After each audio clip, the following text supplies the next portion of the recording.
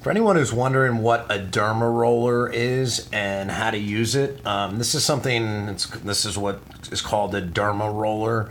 It came in a package with my girlfriend ordered some beauty products. What a Derma-Roller does is it has these little needles on the end.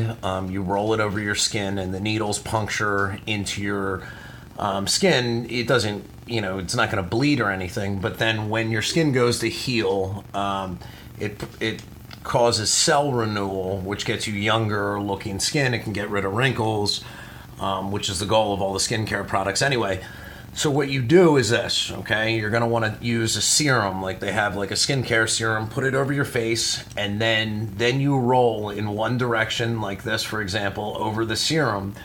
And not only will it cause that cell renewal, but the serum will be absorbed into your skin better than it would normally, okay? So that's how you use it. I hope this helps you understand what a Derma-Roller is. I saw prices at like beauty spas that my girl goes to charges people like $100 to get this done at the spa. Well, you can get this thing.